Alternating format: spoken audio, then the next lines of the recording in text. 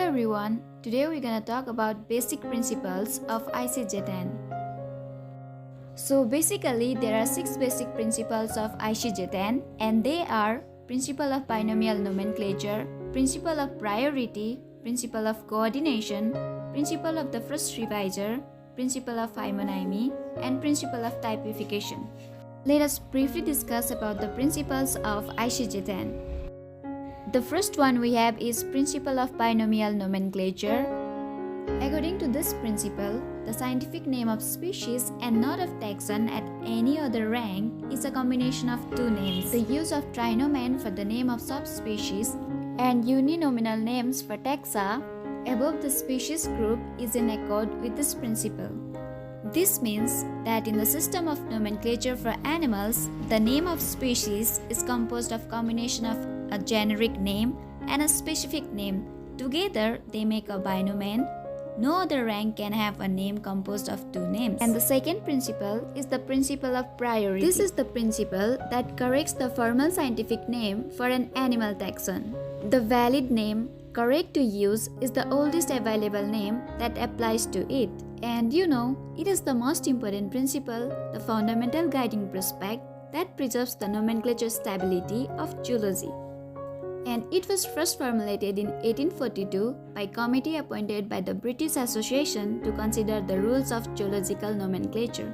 And the third principle is the principle of coordination. The principle of coordination is that within the family group, genus group, and species group, a name established for a taxon at any rank in the group is simultaneously established with the same author and date for taxa based on the same name-bearing type at the other ranks in the corresponding group.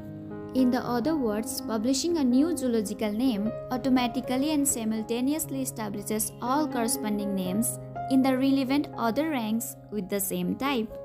And the fourth principle is the principle of the first revisor, and this principle is used in the cases of conflicts between simultaneously published divergent acts. According to this principle, the first subsequent author can decide which has precedence. And it supplements the principle of priority, which states that the first published name takes the precedence. The principle of the first revisor deals with the situations that cannot be resolved by the priority.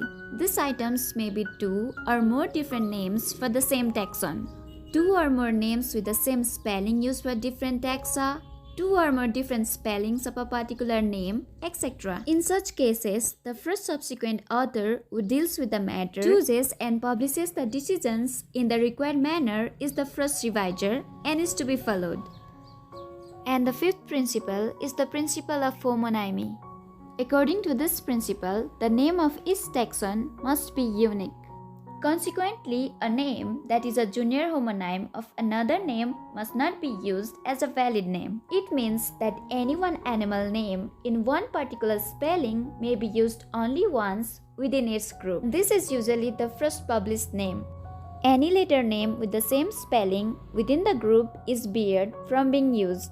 The principle of priority and the first revisor is applied here. For family group names, the termination is not taken into account. And the sixth principle is the principle of typification. This is the principle that each nominal taxon in the family group, genus group, or species group actually or potentially a name bearing type which is fixed that provides the objective standard of reference that determines what the name applies to.